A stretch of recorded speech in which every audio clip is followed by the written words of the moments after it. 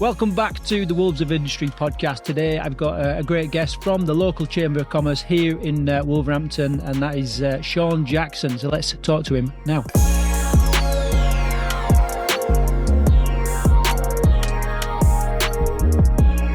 Sean, first of all, thank you very much for joining us on the podcast today. For anybody that hasn't met you before, don't really know a great deal about you, can you just give us a little down and dirty? Who are you and what do you do? Yes, so Sean Jackson. So I'm head of membership for the Black Country Chamber of Commerce.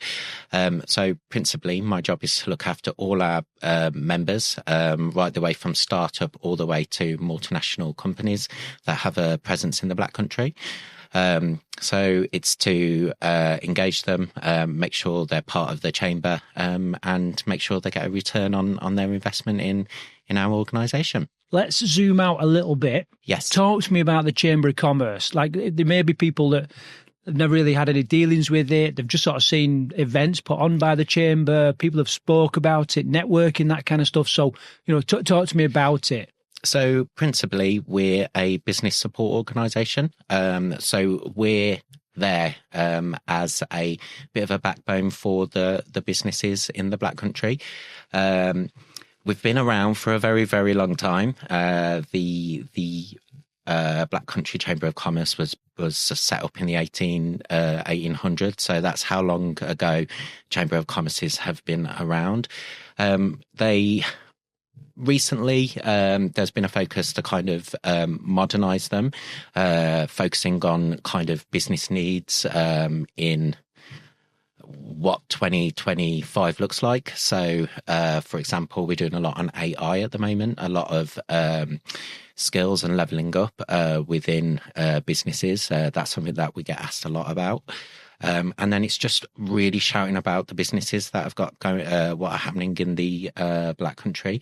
One of the things we see is some businesses really don't shout about themselves. So we're that amplification of that voice, which I think is really important for business. I want to talk about the benefits of being in the Chamber of Commerce and all that in a minute. But before we get into that, like, how did you end up being sort of head of memberships at the Chamber? Yes, so I've only been in my role for about just over 3 months now. I'm absolutely loving it. It's the best decision I've made really in the last few years for my career personally. In terms of how I got here, I think for me, I've always had a passion about Wolverhampton, the Black Country. I think we're very understated. So that's always played in the back of my mind as kind of doing more, supporting businesses and also that kind of corporate social responsibility, but for myself. In terms of career, I started off at uni doing events management, very much followed the events side of that all the way through until I joined the Chamber of Commerce. So did events at uni, then went on to work at several different venues. So Aston Uni, planned their events there.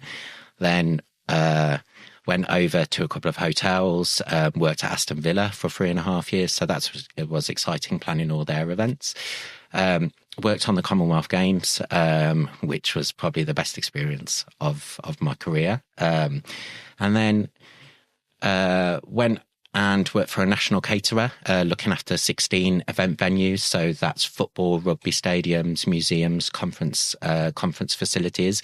We even had a walled garden up in the northeast of England, which was very unique space. Selling all those. So kind of the culmination of that part of my career was looking after 16 venues, different sales teams across the UK. But what kind of was calling me back, being from Wolverhampton, born and bred, is being back in the city. As I said, we don't shout about ourselves in the city, and in the Black Country, and kind of having that opportunity to really shout about our our companies and our businesses and organisations really pulled me to apply for this job. So very exciting. I love every minute of it. I was at a dinner last night. I was reading about inflation this morning before setting off today, going to a dinner to support the university tonight. So it's so varied and exciting, and it's a great opportunity to really shout out about what we do in the Black Country. It doesn't sound like work. It's the first thing I'm hearing there. But I mean, it obviously is work. But I mean, the evenings, the dinners, the social events that come part and parcel with what you do. Is that taken into account, or is that off your own back, or how does that work? Yeah, I think it's a good question, really. I think sometimes you've got to put yourself out there to really grow your network, to be the best person you can be, whether it's in business or your for yourself from a selfish point of view, and then going into kind of career and business growth. You've got to talk to people. Sometimes it can push you out of your comfort zone. Sometimes I feel that, and I've been doing it for as long as my career. Really, really developing your links. For example, I did a referral for one of my members to another. That's resulted in potential apprenticeship opportunity for someone in Manchester.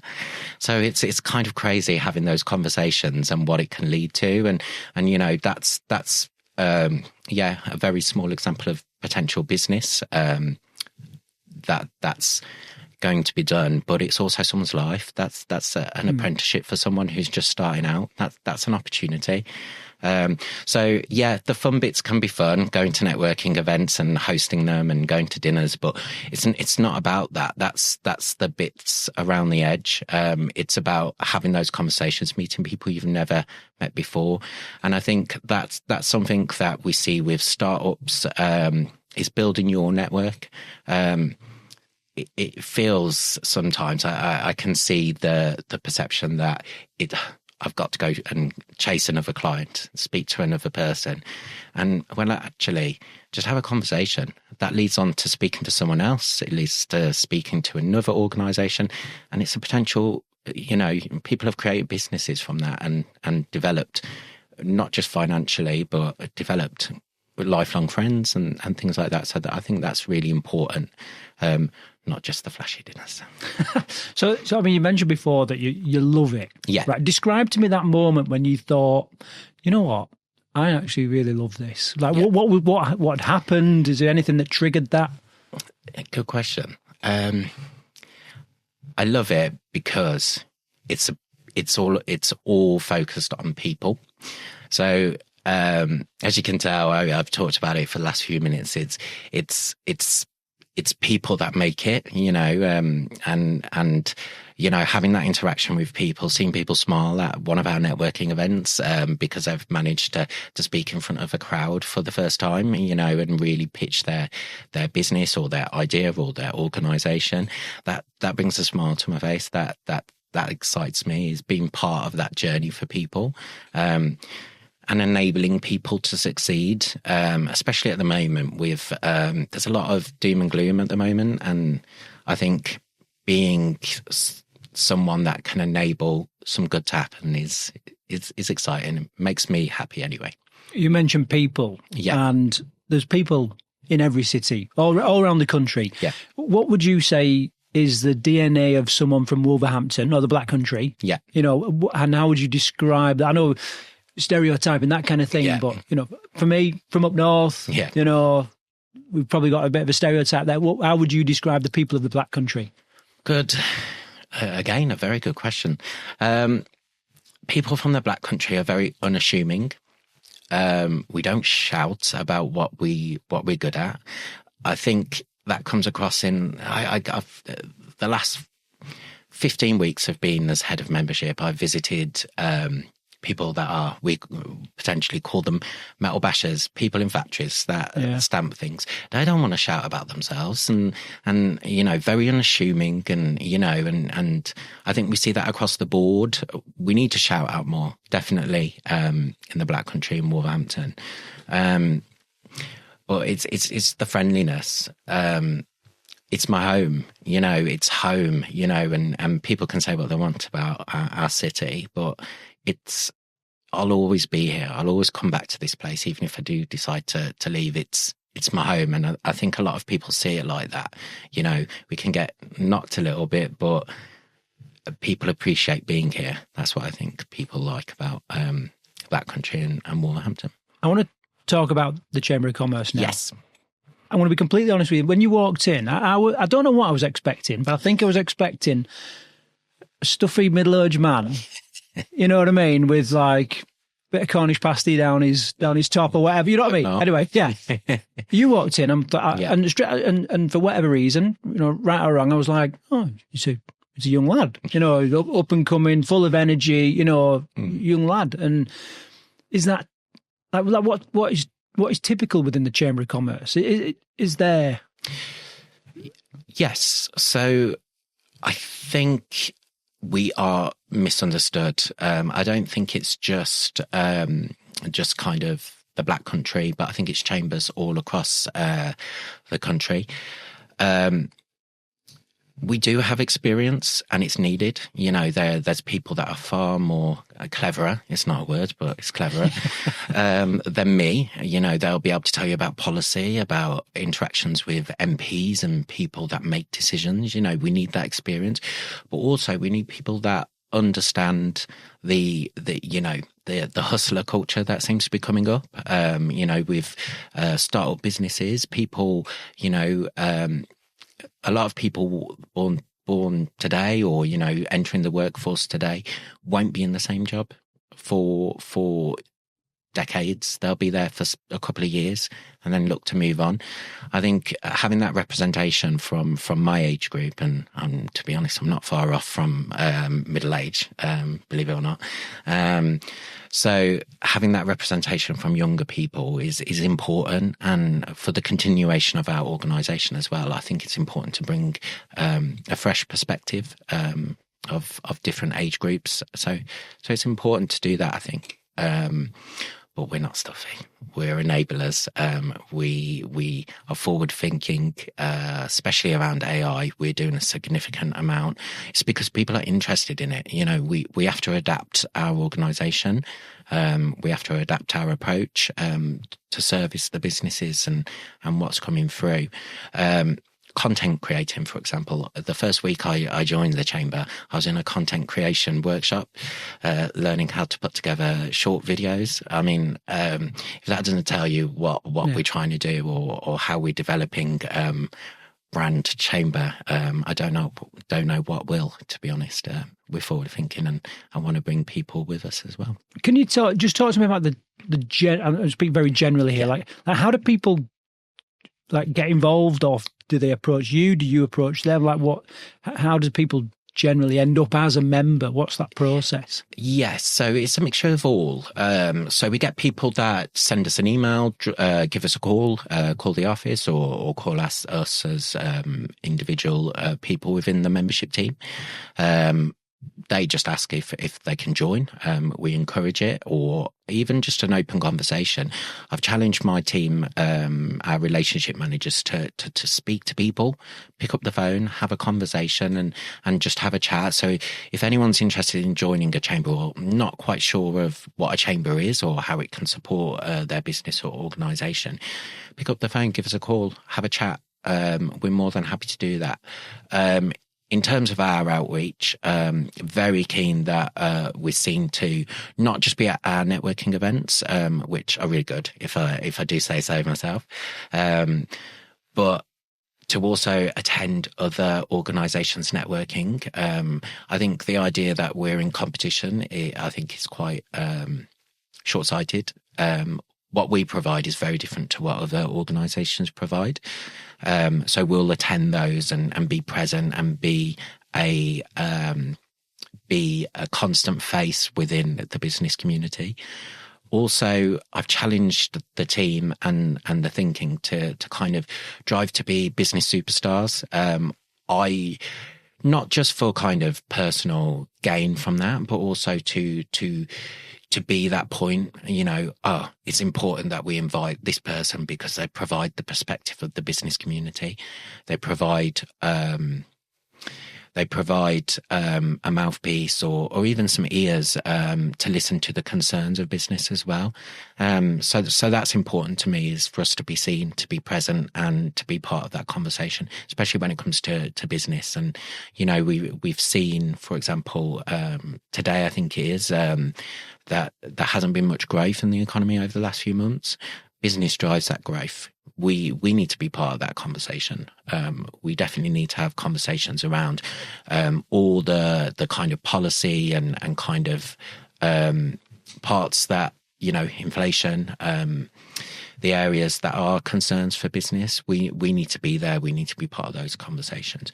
But also it's about having a presence to enable things. So, for example, I gave the example of us kind of referring someone for an apprenticeship. But we do that multiple times a day. We have those conversations. Okay, I need to speak to someone about, silly as it is, I need to speak to someone about my fleet of cars or my fleet of trucks. I want to speak to someone. We can be that connector. We can be that driver and be that partner in that journey to achieve projects and kind of ambitions as well. So is the chamber, is it privately funded? Does it get any public funding, or is it completely private, is it? So, no. So it's a mixed funding model. So I believe in the transparency of what we do. It's part of why I joined the chamber. So fundamentally, we are not for profit. So we derive our funding from our members, and then there's potential for kind of delivering projects for local authorities and combined authorities. We're quite open about that, but we live within our means. We don't overextend ourselves, but we're not for profit. Everything we do gets reinvested in our events, in our kind of in the services we provide. So yeah, it's a feel good, but also doing the business side as well. This might be quite tough because there's so many different types of business in the Black Country. But I'm just wondering, like, where, when you look at trends, you mentioned AI, where are people kind of lacking or perhaps need to concentrate more on, because there's a constantly evolving world? Yeah. Good question. Is video in there? I'm just wondering, Yeah. Yeah, it is, yeah. So the trends definitely are around AI skills. We're hearing that significantly. Are we talking like, is it soft skills, like computers, that kind of thing? What about like bricklaying, everything, all those? I think it's everything. I think the world is not going to look the way it does today in 5 years' time. Yeah, it's going to completely change. I mean, it's scary, but also it's exciting.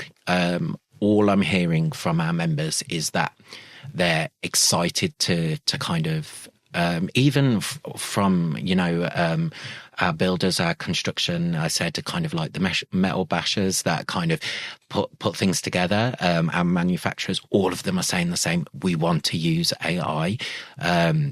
We want to, we see the productivity, what that provides. We see the opportunity.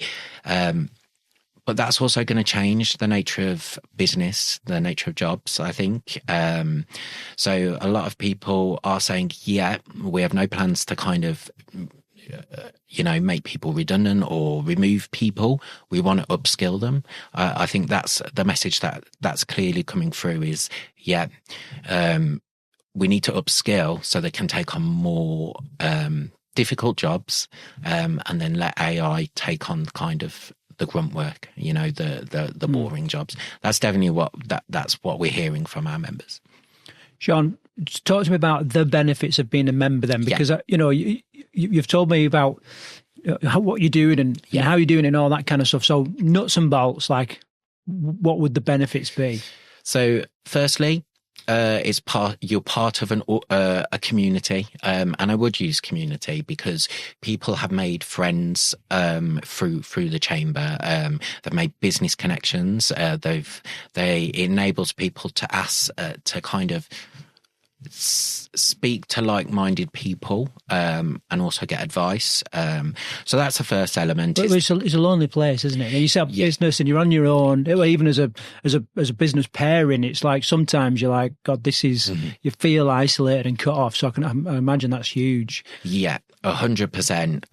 That's one thing we do get at kind of the early stage of startup or early stage of business. Is the fact that someone might have started, a baking business, and they have a passion for it, but do they know how to do a VAT return? Do they know how to do your first year accounts? Do they know their insurances? Do they know their liabilities if they're employing people? There's a lot of change in those areas as well at the moment. So yeah, you can read about rules on accounting or bookkeeping, but if you've never done it before, that can be the most confusing thing in the world. So maybe speaking to someone that's been there for a few years, has got an established business, that's invaluable advice.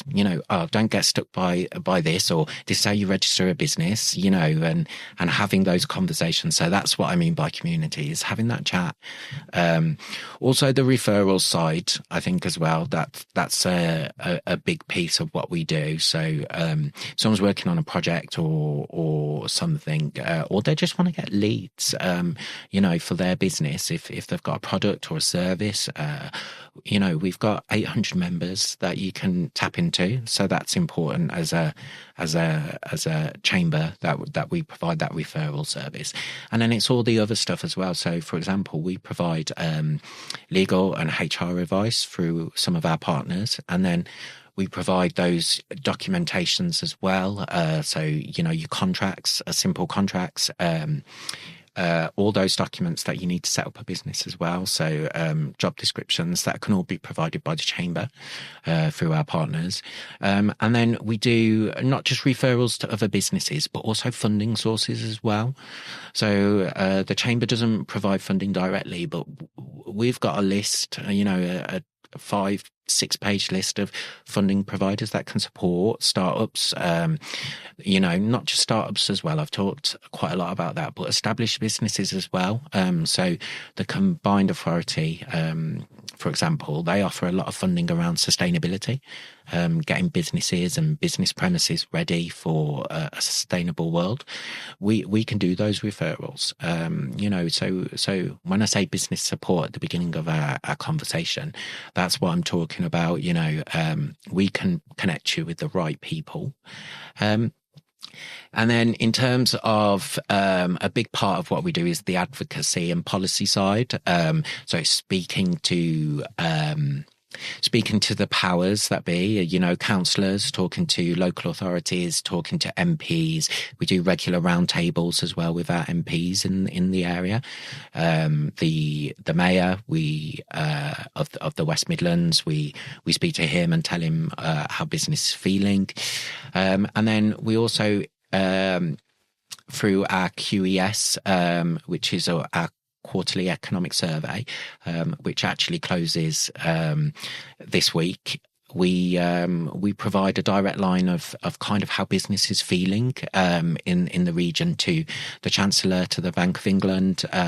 So we do have influence. We do have a route in to say, look, this is how we feel in the Black Country and Wolverhampton. And I think that's important. That's a big piece of work we do as well. And then kind of the other strand of what we do is that that shouting out about what's great about business in the Black Country. As part of that is we've got our business awards that take place in November. So we've had a fantastic record-breaking year of entries this year. You know, people really want to shout about who, you know, members of their team, what they've done as a business, corporate social responsibility. You know, that all of that side of it is it does need to be shouted about, and through our awards, for example, that's one way of doing it. So how does someone know, like a business owner, how do they know when the time's right to join the Chamber of Commerce? Would there be certain things going on in their life and their business, or what? You can join at any time. So one thing we have as well, and again, I've talked about startup quite a bit, but we do have a startup program. So that's designed for people, you know, even before they've even sold their first product or even developed, you know, their first service. That startup program enables people to really have a look at kind of their business plan, speak to one of our team. That's Alison, who's fantastic.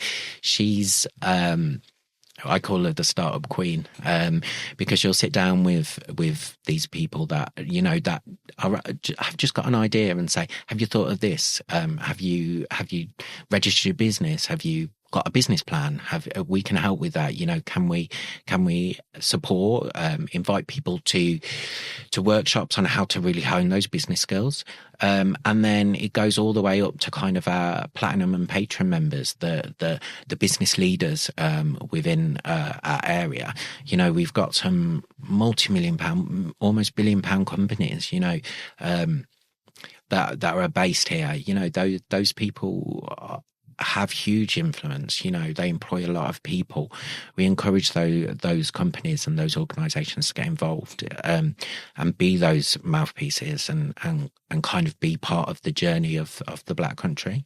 And then we have membership levels for people that have been in business for a couple of years, or, you know, several years, and have built really interesting, innovative and sustainable businesses, and just really want to be part of the journey and grow as well. So we cover all bases, and I think that's intentional from our side, because we really do want to be that business partner. You know, we're there to support, we're there to shout. So yeah, all sides. I'm just wondering how you know you've done a good job. Do you know what I mean? And then so any sort of examples of that you can share? Yes. So coming from a sales background, I think for me, from a personal basis, I always have to be told I'm doing a good job. I think a lot of people that have business development and been part of that do need that. But I think it's the engagement. I think if people are engaged in the process, attending networking events regularly, or shouting out about their interactions with the chamber, I think that's what success looks like to me. But also you can quantify it. I think you can quantify it from the connections that have been made on the additional revenue. You can quantify it, and I've seen that. I've seen examples of that. One of our members, Morserve, they started with us as, I believe, a bronze member, so our entry level kind of package, as in terms of a membership. They're actually one of our highest members now, as in terms of that development, and that's happened in quite a short amount of time. They're you know, they're well respected in what they do and in providing that compliance piece for businesses. That's just a success story. You know, they've worked their way through the membership levels, and I think seeing that's success for me. So I've seen people with like a Chamber of Commerce badge on their website, and on their business cards. What comes with being a member from, like, does it instill trust in other people? Does it suggest that you're a serious entity and you're here to stay? Yeah, I think it does. I think it instills kind of that a company or a person, if it's startup or sole trader, is serious about business. They're serious about what they do. People choose to join a chamber. I think that's something that should come across is at the end of the day, it does cost. It's a membership fee, but we're a membership organisation.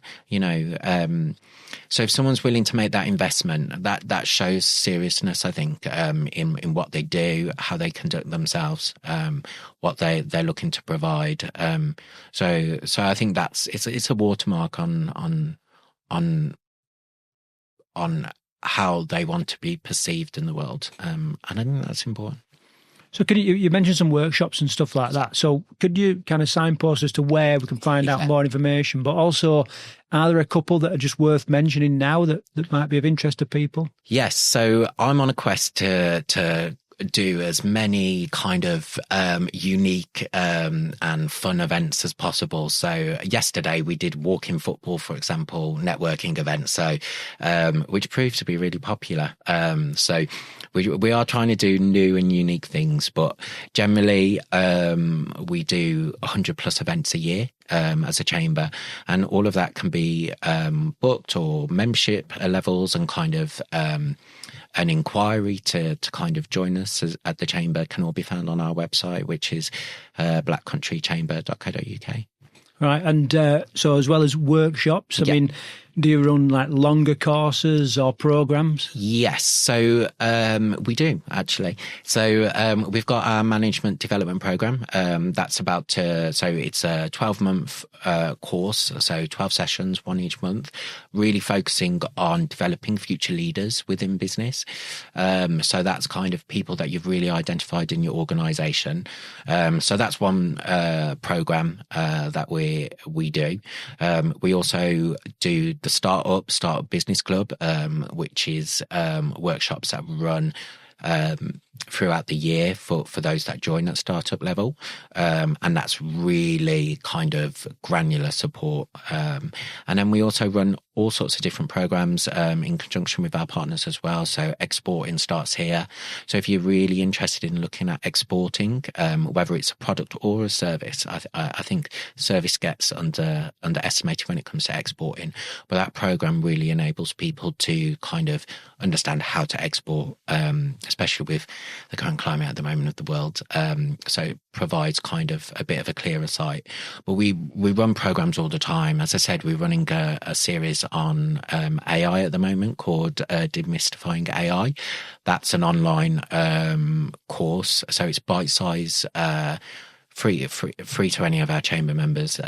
Is an online bite-sized course on all the different areas of AI, prompting, kind of understanding where the information goes, that type of thing. So we run a significant amount of workshops and programs, and it's all based around what members have requested and what they want to do as well.